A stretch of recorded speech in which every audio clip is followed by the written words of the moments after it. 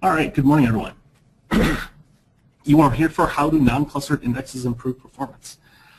My name is Jason Strait, and hopefully I can get to my second slide here. There we go. My name is Jason Strait. I'm a database architect with PragmaticWorks. I've been working with SQL Server for about 17, maybe 20 years, somewhere in there. And I've been working at PragmaticWorks here for the last year. I'm a Microsoft Certified Master on SQL Server.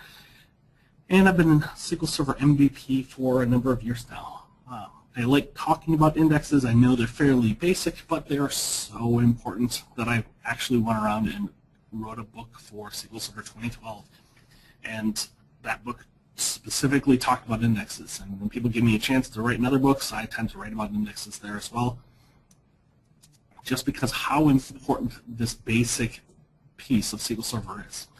With everything that we see here today, I will have this stuff up on my blog afterwards. You can get other indexing resources by going to my blog under go/indexing. And feel free, if you don't get a chance to put a question in during the session, to email me, and I will attempt to answer whatever you send over to me. Throughout the session, if you do have questions, please put them into the Q&A. We may not at the end have a lot of time to answer those questions, but for all of those questions I get answered, I will put a blog post up that answers those and have that up and available for you so you can get to it at some point, if not today. I do work, as I said, for PragmaticWorks. PragmaticWorks does do a lot around BI. We've got a performance tuning boot camp that's coming up here in about 3 weeks. There's still plenty of room in the class, so if you're looking for a whole week where we talk about indexing, extended events, and other performance pieces, check out that. Now, of course, we're here to talk about indexes. I've said it a number of times already, but indexes are really important. It's one of the biggest things when I go out to clients to solve their performance problems that I recommend. They'll have all sorts of things going on, and it's almost a little bit sad the frequency in which I can say, well, I'll just create an index that'll fix it. The problem with indexing on tables is that a lot of people understand how to put in the clustered index. This is what we talked about last Thursday in the Choosing Your Clustered Index session. The idea of having that one path to the data, that direct access that gives you the most frequent path that you're using to get to the data. But that's not how everyone gets to the data. There are other paths. There are other attributes of data rows that are important for getting to your data, and you have to have those paths available, otherwise you end up having to just take that other path and look for it and see if you can find it. And that's what we're here today. We're going to talk about those alternate routes of getting to data. We're going to show why in a clustered index that's just not good enough for all cases, and then talk about all the variations of non-clustered indexing. So we'll spend a bit of time talking about concepts within the slide deck and a whole bunch of time in Management Studio going through some demos and demonstrating how this works. The demos may seem fairly simplistic, but non-clustered indexing and indexing in general is fairly simplistic. It's just a matter of having the time to go out there and do it. And as I've already said, indexing is a very important piece of managing your SQL Server environment. Now, as far as an agenda goes today, we just wrapped up an introduction, so we've had a bit of an introduction. We're going to talk about the clustered index and why it's not the only thing that we need. You know, we stress talking about putting in clustered indexes, but that's not the end point. That's just the beginning. We're going to talk about the value of non-clustered indexes, where it is that it gets you, and then we're going to talk about the non-clustered index patterns. And these patterns are ways in which you can look at a problem and start digging in and leveraging the different types of non-clustered indexes. You don't just want to make a non-clustered index on every single column. You do want to take some time to figure out some variations of those indexes so you get the right indexes in place. And I'll show you some basic examples of those. And then we'll finalize up with a summary of what we've talked about. Now, we've done the introduction, so let's get into the clustered indexes. Now, clustered indexes, this is the default storage. If you're adding just the base index on it, this is where you want to start with. You can sort it by one or more columns, the data in and the index are stored together, and so you've got leaf levels and non-leaf levels for your index, and it's all kind of brought in together. You can have fragmentation issues on this, and you're going to do operations such as an index scan or an index seek on it, or maybe a key lookup. And unless you have a reason and you have proof that you shouldn't put a clustered index on a table, you should always start with a clustered index on the table. But that doesn't fix every problem. And as I've already talked about, it does introduce not other problems, but it introduces only one path for getting to the data in the most effective way. And so let's talk about what that problem is. And so suppose that you're going into the sales order header table. And that's what I've got a sample of on the screen here. With a clustered index on this table, we've got it clustered on sales order ID and sales order detail ID.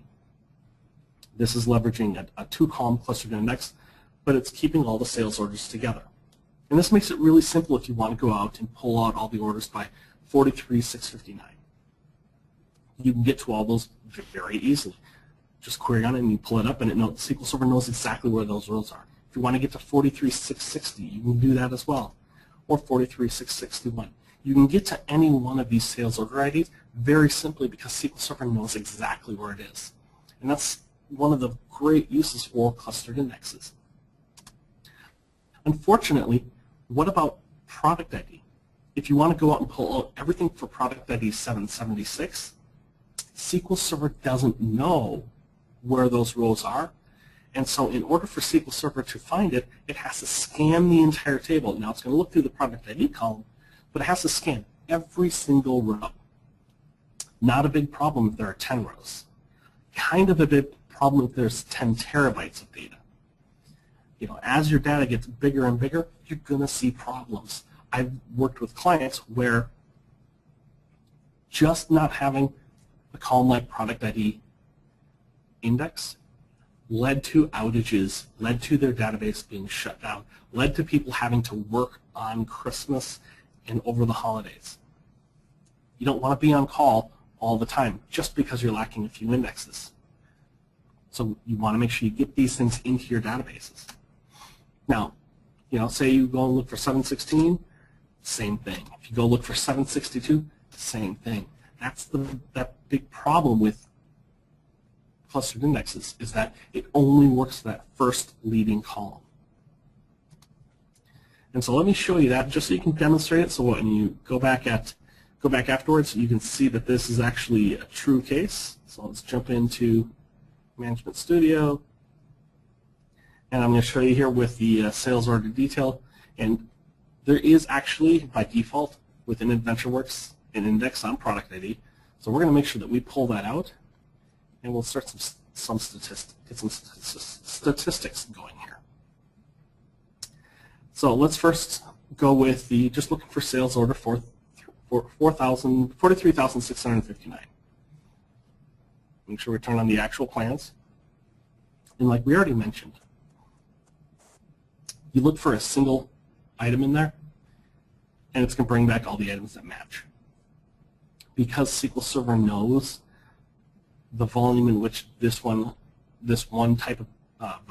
value repeats within the table, it can give you a plan where instead of a scan, it can seek through the table. Now, one thing to pay attention to here is that there's only 3 reads on the table. And that's kind of really important. It's important to know because this table is not just 3 pages. This table is, in fact, if we look at the entire table,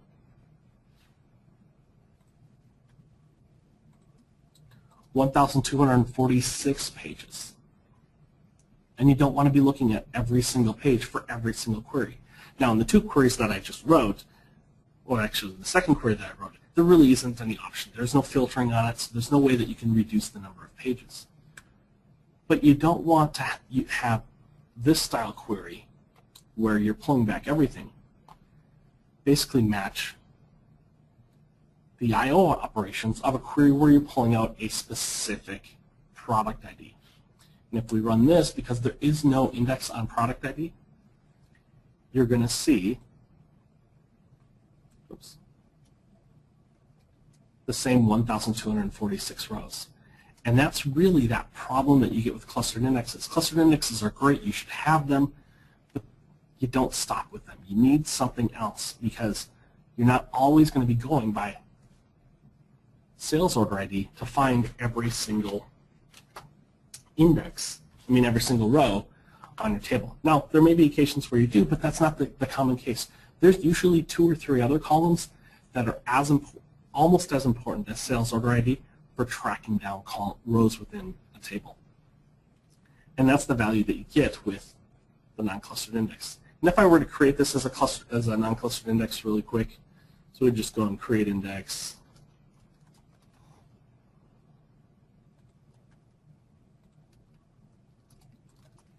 We can create this really quick.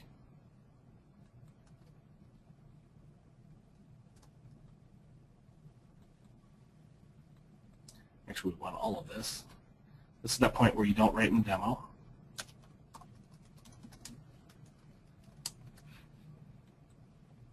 So we go and create that index. If we had that index, and just to show you that the clustered index wasn't enough, just to really demonstrate that, let's take a look at the I/O here,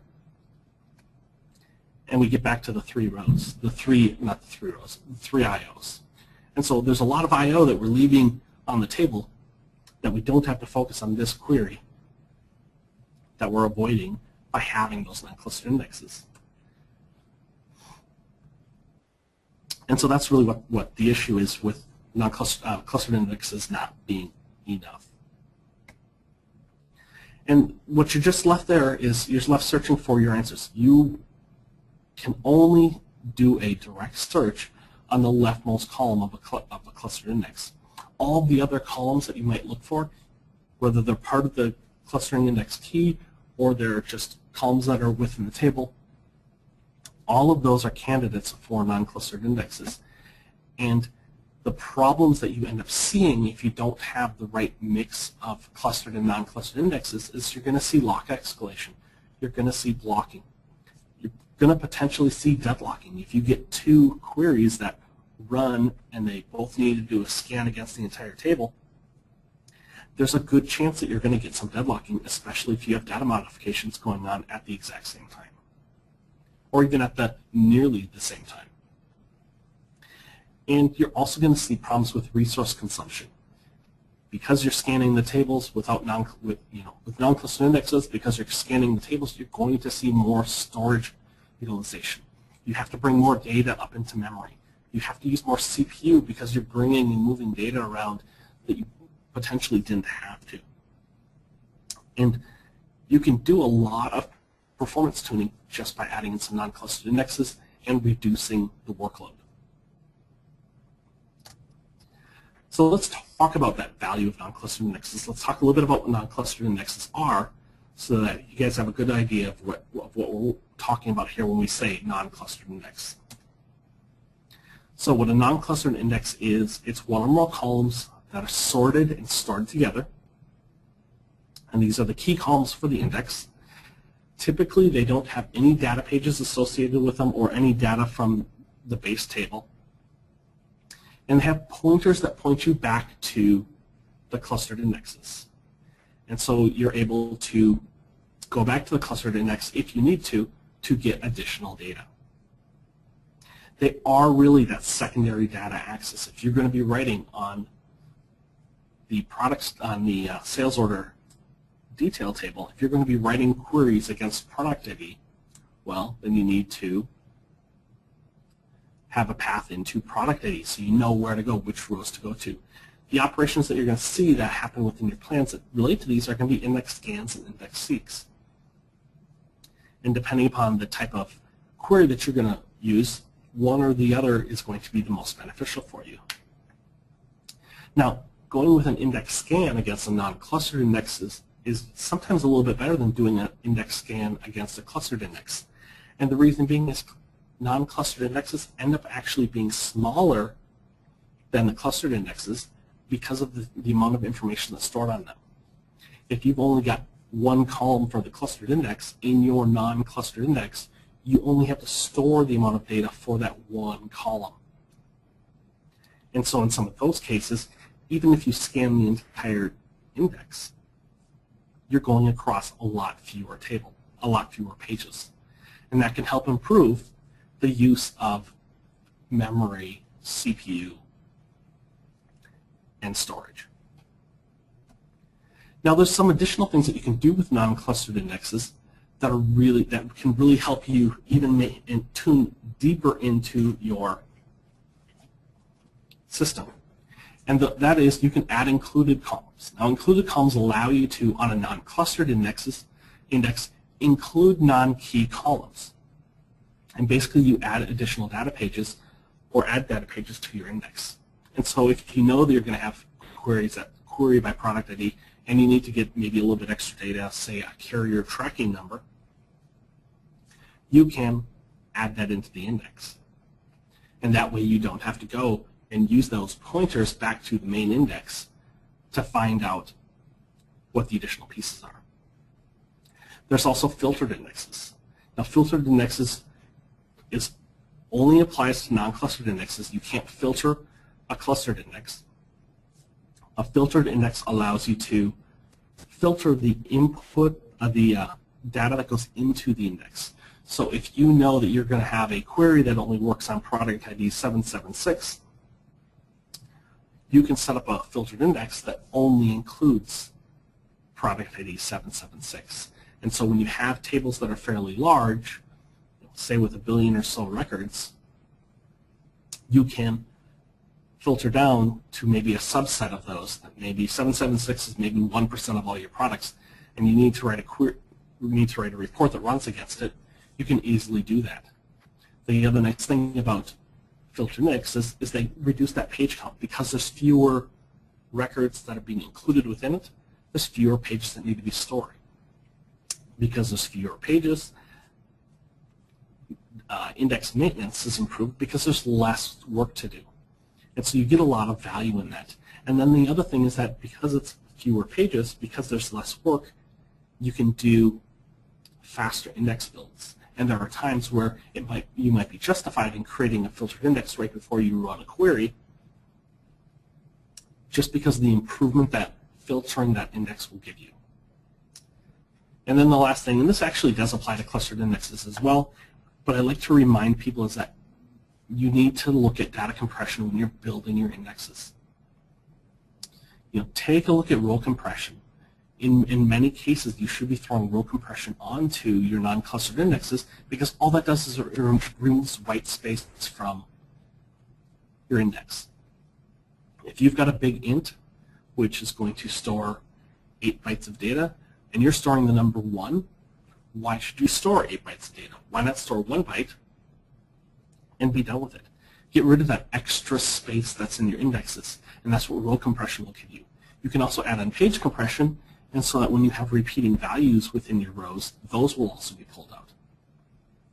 This also reduces the size of the index and gives you some of that benefits that you get with filtered indexes. And so when you're looking at your non-clustered indexes, remember to look at included columns, look at your filter for the index, and look at data compression.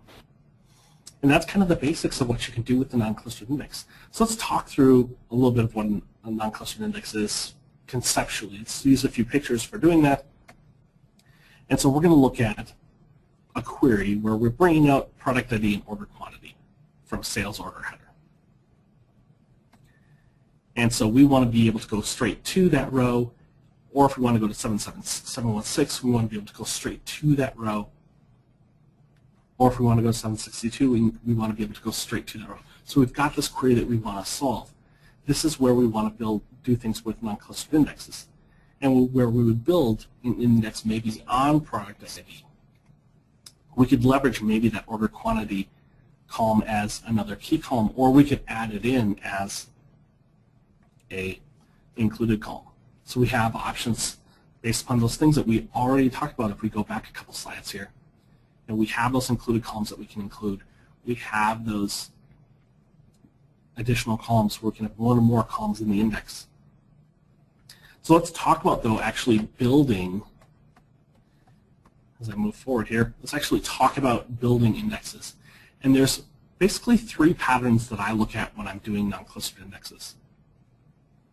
I'm going to either build an index to cover up a query.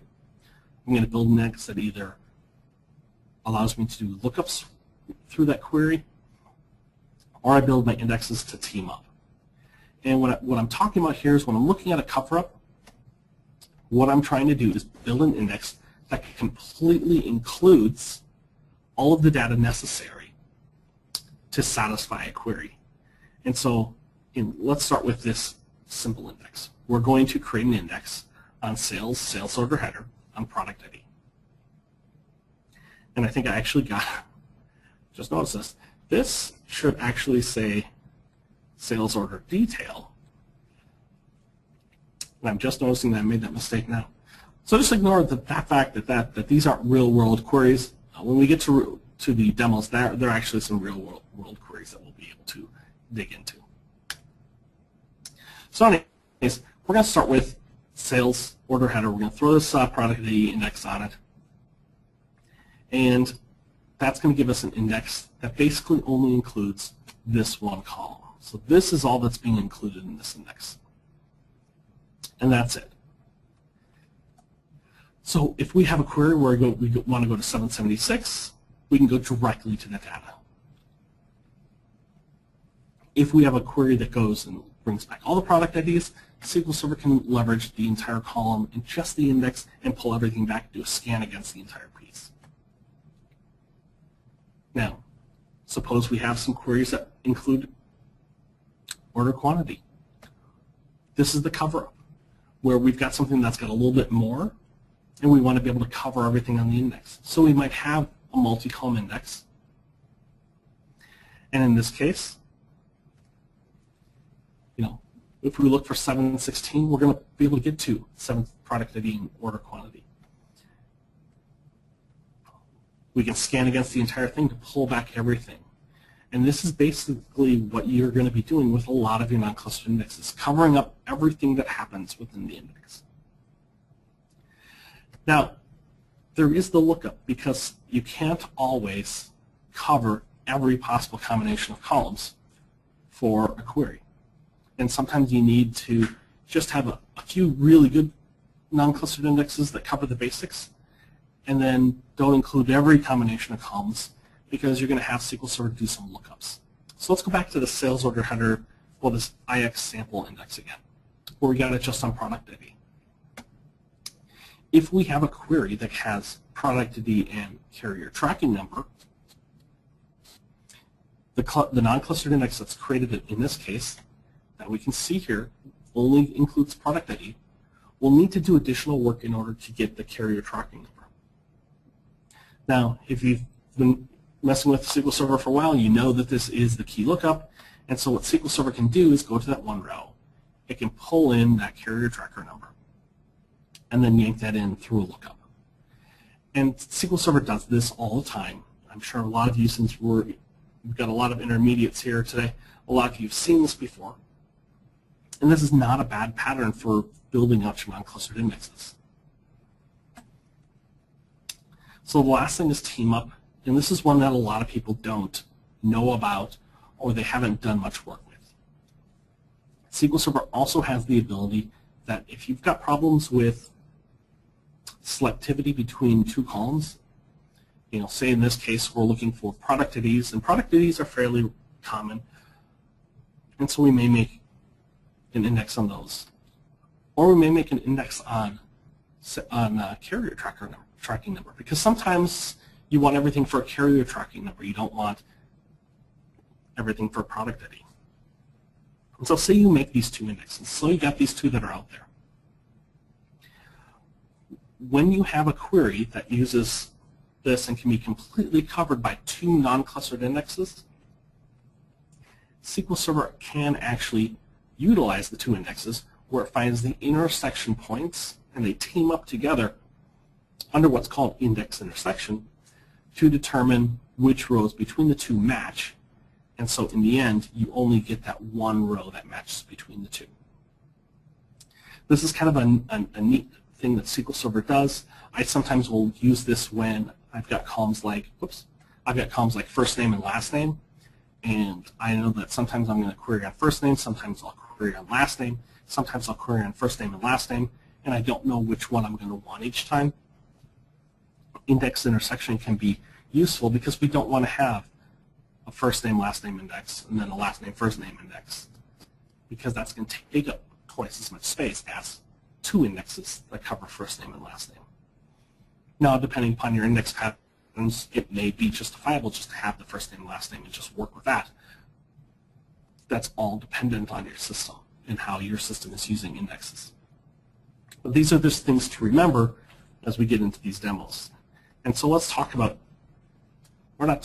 let's demonstrate some of these.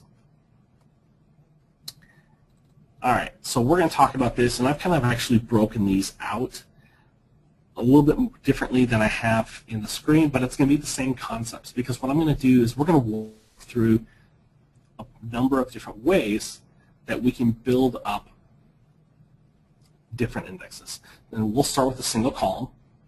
We'll do a little bit, I'll show you index intersection, which is the team up. I'm going to show you then multiple column. Then we'll talk about covered indexes, included columns, filtered indexes, and then talk about indexing foreign keys and why that is very important. When it comes to non-clustered indexes and foreign keys, this is a match made in heaven. On Valentine's Day, they're shooting each other in the back with arrows that are heart-shaped, because these are the two guys that have to be, they've got to be working together. And in a lot of cases, they are not, because people just didn't take the time to go through and add those in. So let's give a start here. We're going to create a context table. I'm going to create a different table so that we don't have to build and create and destroy indexes on some of the base AdventureWorks stuff. Makes it a little bit easier to use. But let's get that going. We'll add in some rows to it. So we've got that. And so let's get started with our first query. And each of these queries is going to demonstrate a different piece of just building out non-clustered indexes. So we've got a clustered index on the table already. We've got it on contact ID. But the table right now has no indexes. So if we do a select star from sysindexes, where object ID equals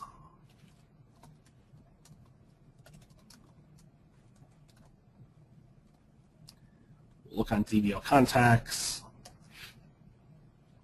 We'll run the entire query. We right now have just a single index on the table. Okay, so getting started, let's run our first query where we're going to search for Catherine. We want to find Catherine. We want to find out how many contacts named Catherine are in the table. And all we need from this is contact ID and first name. So we'll run that. Oh, let's get that actual execution plan out there. All right, so we got the actual execution plan. You've worked with non-clustered indexes, clustered indexes and indexes for a while, so you're going to know, without having to guess, that we're going to be doing an index scan. We have no helper indexes there, no non-clustered indexes that are going to tell us where to go and how to get to it better. So in this case, we're going to see, as I've already gotten listed here within the script itself, is we're going to see 2,866 reads. Not a big deal when it's only me querying against this and I'm using a very small table and I'm only doing things on my laptop. Unfortunately, most of our databases don't work out like that. They have multiple users, they're on a server, and they've got other people running queries. And so, so in that case, we need to make this so that it uses less pages.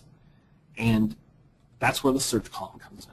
So if you've got something that you're searching on, something that you search most frequently on, and you're doing it over and over and over again, and it's a common pattern in your system, you need to index that. So once you get that indexed, you're going to see a big difference in the way in which it goes. And this is the easiest pattern. And so we get that non-clustered index in there. We have it just on the first name.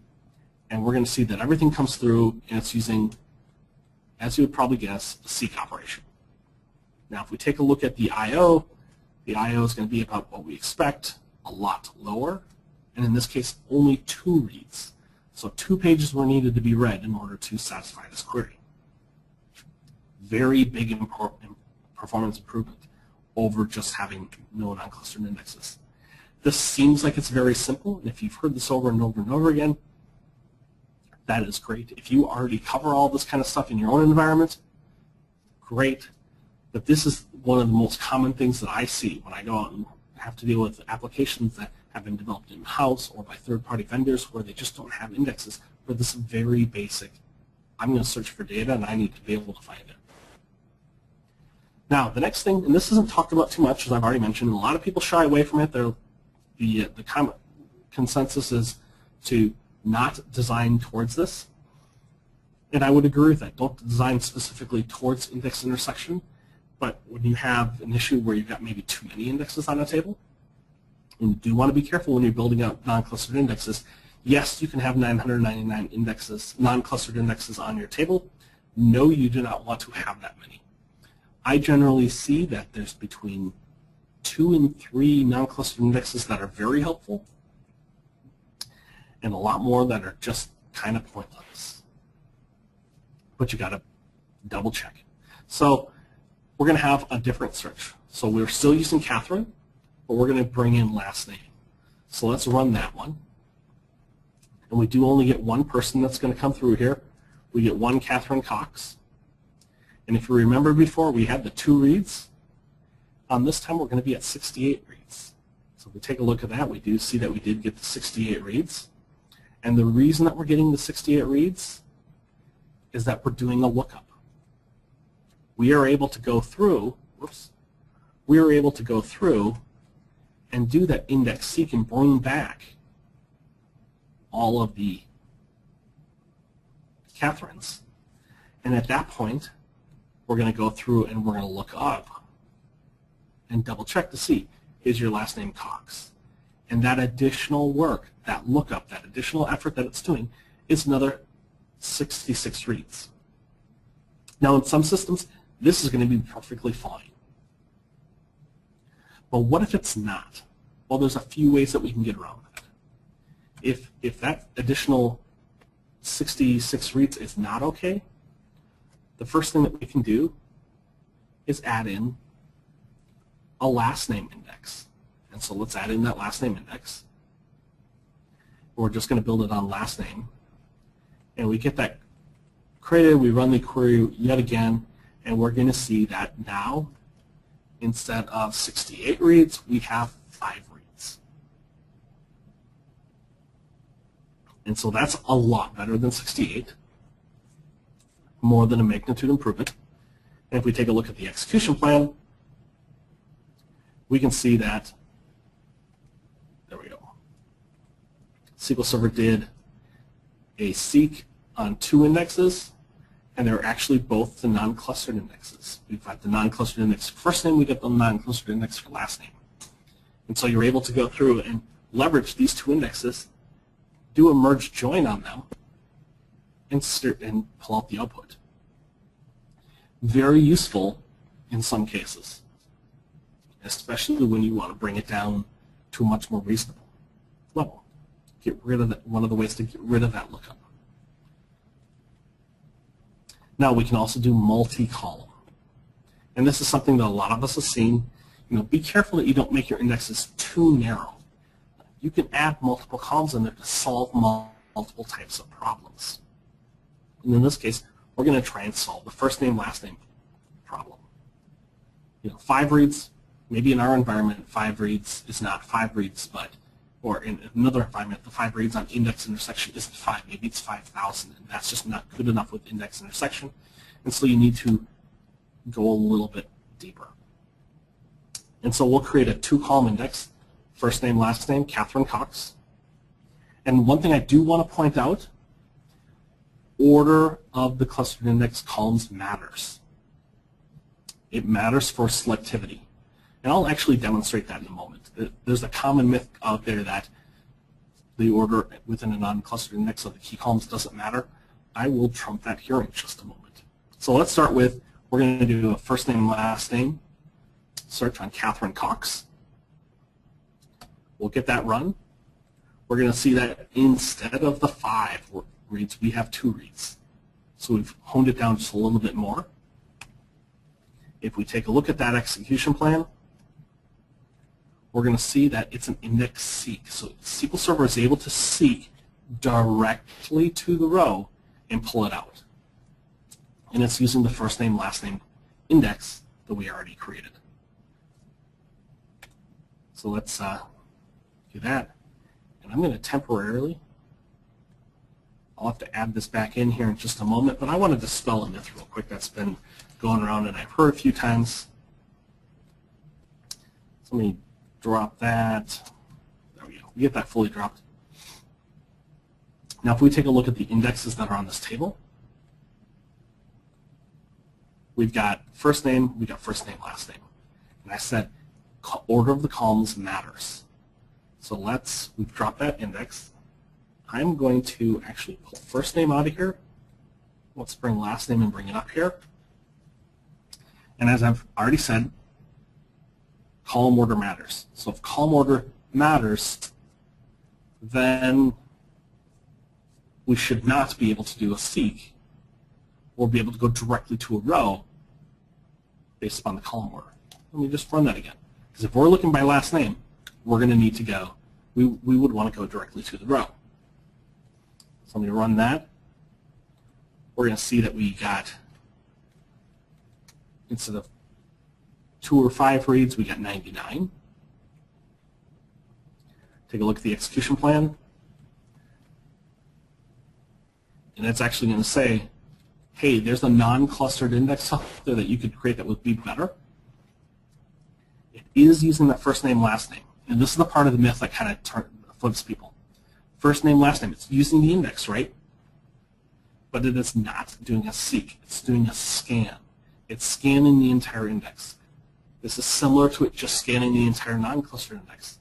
SQL Server just knows that, well, last name is the second column. If I scan this non-clustered index, there's fewer pages. But SQL Server is not leveraging the sort that's implicit within the non-clustered index to find the last name rows. It is literally scanning the entire thing. You can see it through the operations, and when we look at the number of pages that come back, you see that as well. So that's one thing I did want to share with everyone here. It is a bit important to pay attention to, because you may sometimes see that it's using the other index, and seeing that it's using the other index, well, it's easy to sometimes forget that you have to look at what the actual operation is as well.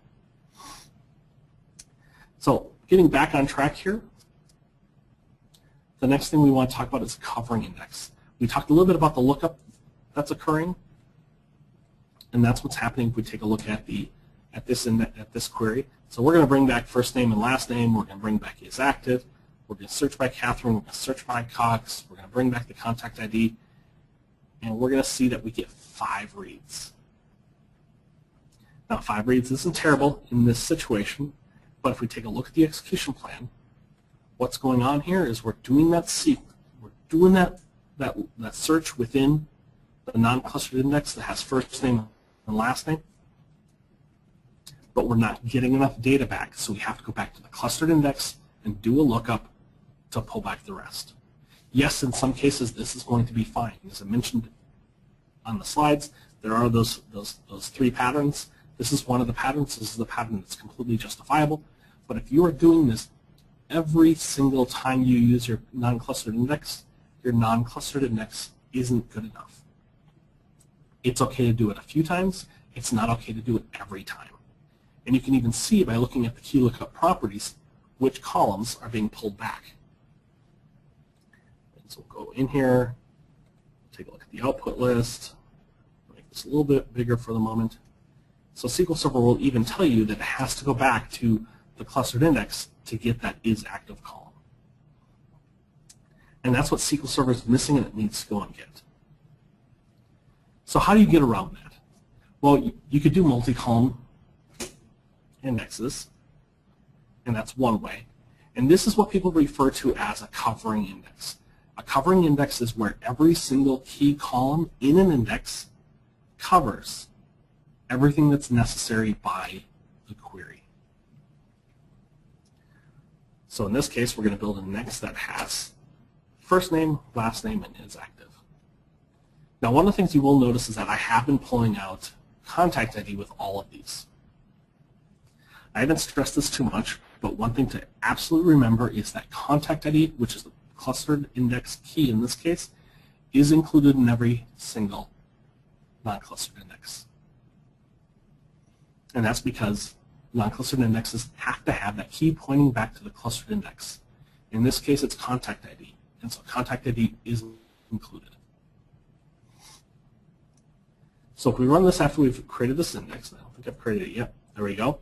We've gone across the entire table. We've created all this index as first name, last name, and is active as key columns. We can then rerun our query. And we're going to go back down to the two reads. Take a look at our execution plan, and we're back to an index seek. If this went all the way over, we'd see that we are using the index that we created right up there. So that's the basics of the covering index. Covering index is adding in everything from the key columns, the non-key columns, into your index. The downside to a covering index is that for every page and every leaf level of your index, you have to include all of the key columns. Well, we only have 900 bytes that we can use for a non-clustered index, so maybe we don't want to put everything in. Maybe we don't need all of the columns as key columns. Well, there's a way that we can get around this, and that's through included columns.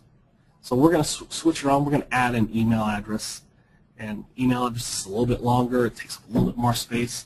And so we might want to not include that on every single page of the index, or every single level of the index. So let's just create this. We're going to run this query. We're going to see what it results in. If you were guessing, you'd probably be expecting that we're going to see a key lookup again. And this is because email hasn't been included in any of the indexes. And so let's do that.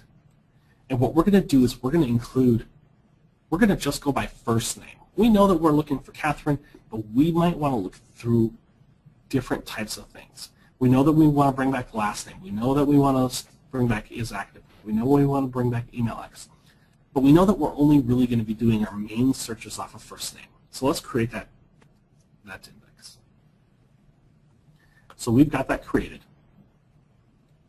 And we can run our query again. We'll bring back all the columns. We're searching by Catherine.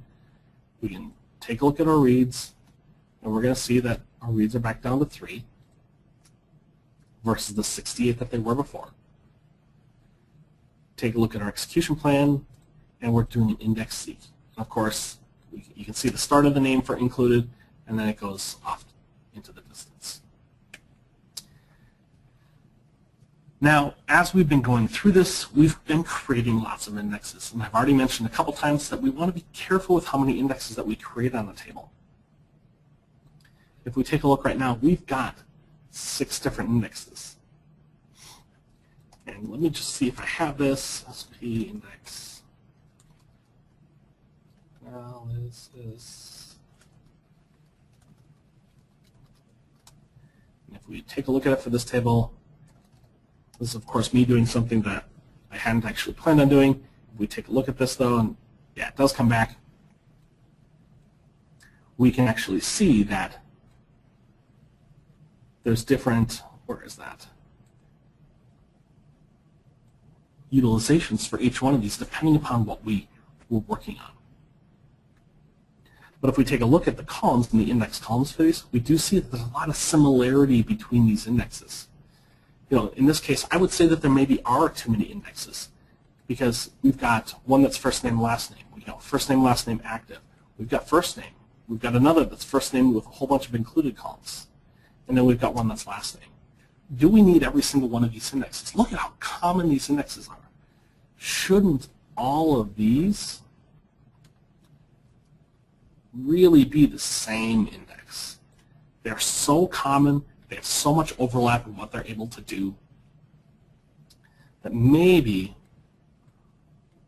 we can start consolidating these. This is something that you want to make sure that you're doing on your indexes, because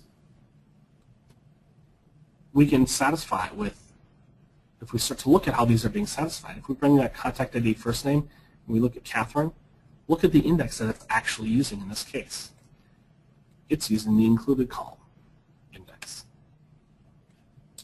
Let's take a look at doing Catherine and Cox search.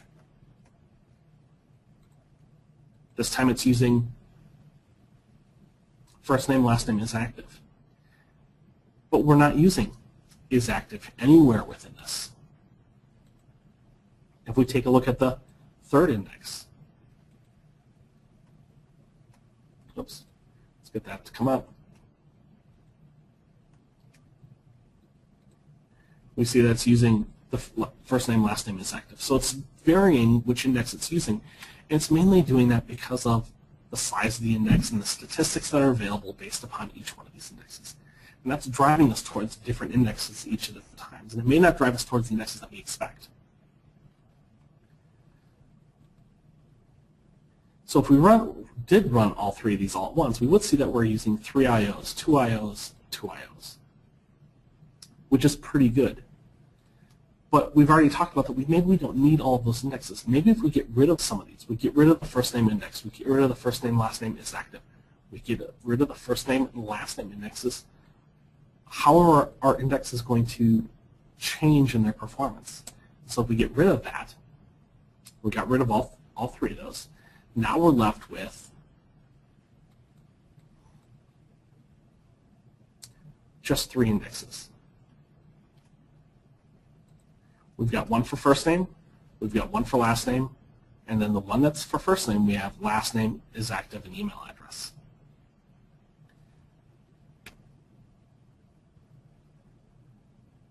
So let's go down. We will run these 3 queries again. If we run all 3 of them, let's take a look at the IOs that were. And if you recall, I'll put at the top of the screen, I'll put in the previous IOs, and here are the new IOs. And so what we were dealing with before is 3, 2, and 2. And after changing these and dropping some of the indexes, we're looking at 3, 3, and 3. Now, one of the things that may stick out is we're only indexed on first name. But for 2 of these, we're also filtering on last name.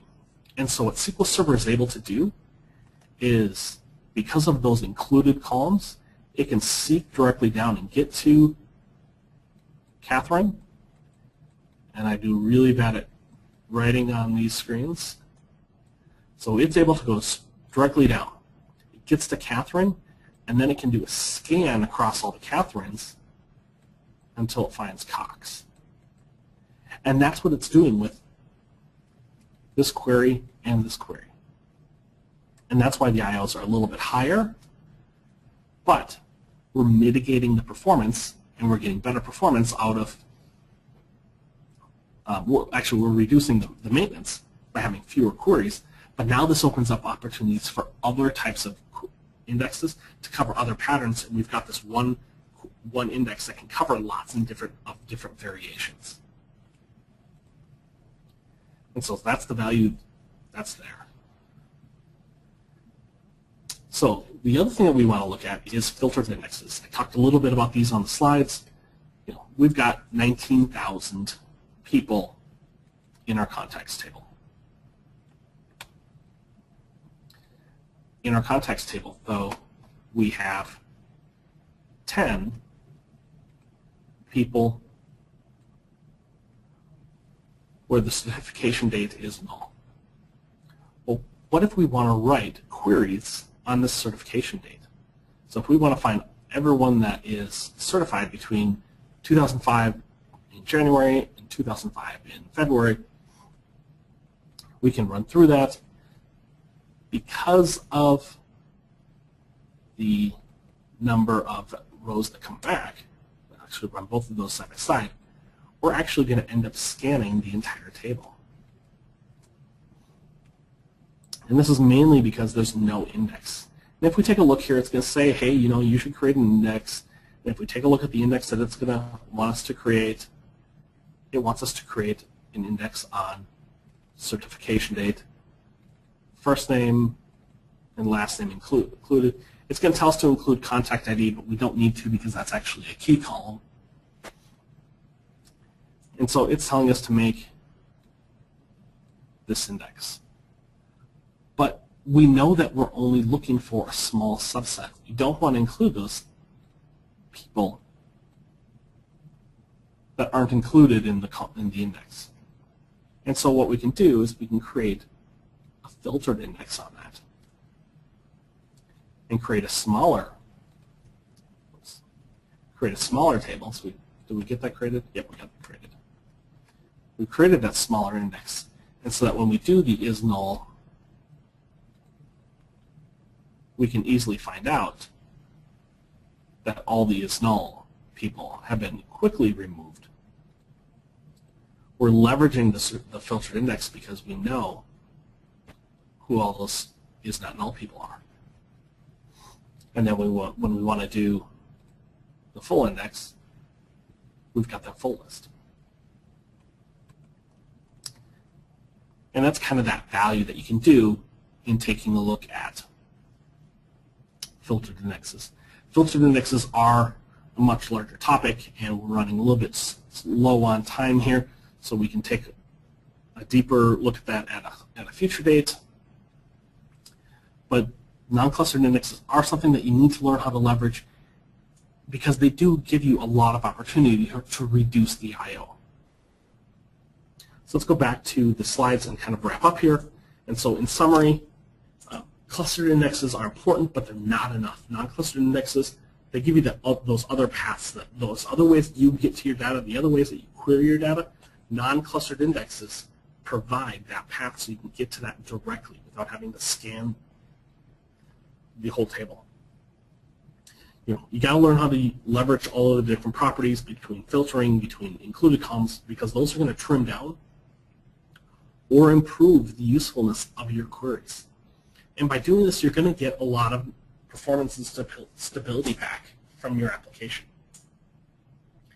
The company I mentioned at the beginning with the work that we did there for performance tuning, they went from a point where everyone had to be on call and available all throughout the holidays to the following year, they forgot that they used to have to do that. Everyone was able to take the time off that they wanted, and it was a much happier environment. And of course, we didn't talk too much about index maintenance and the downsides to any non-clustered indexes, but the more non-clustered indexes you have, the more non-clustered indexes that you have to update, and you can actually see performance degradation there. But that's a better discussion and a larger discussion for a index maintenance topic, which we'll try and get into the future. So if you want to learn more about indexes, go and check out the online tools that Pragma Networks has. There are boot camps. We've got a performance tuning boot camp coming up here in about 3 weeks. And then there are also other sessions on the training on the T's. My understanding is that we have about 500 hours of sessions out there right now. So there is plenty of stuff to dig through and lots of stuff on indexing. If you want more information, please feel free to email me. My name is Jason Straight. You can check out my blog. I talk about indexing there quite a bit. If you go to the jasonstraight.go/indexing, you'll get this and other information on indexing. The SP index analysis that I used briefly in the demos, that is up there. And actually, there are a few updates coming to that. That's just an easy way to aggregate all of your indexing information into a single spot. So there's versions up there for SQL Server 2005, 2008, and 2012. And I think we're actually down to 4 minutes. So do we have any questions that we can answer in the next 4 minutes? Please, if you have other questions, get them in, and then that way I can get them answered. Awesome, Jason. Yes, we do have quite a few questions. Let's see if we can get through a couple, and the rest I will actually send to you if you wouldn't mind taking the time to blog some of those answers for these folks. And also, can you make your slide deck available on your blog as well for them? I know you normally do that for me. Yes, I'll be putting it up there and then also on SlideShare. Awesome. Okay, let's go ahead and start. It says, can we create primary key columns with non-clustered index? What will be performance improvement over clustered from non-clustered? So if you do put it's perfectly valid to put non-clustered indexes just on a primary key column, which usually is also your clustered index column. And the reason why you'll sometimes want to do this is if you have a very wide table and you need to do exist checks on, say, your primary key column. And so you've got a table that's maybe 500 gigs in size. Just having that primary key column in a non-clustered index is going to probably be in a table that is fairly small. Maybe it's going to be 10 megs in size.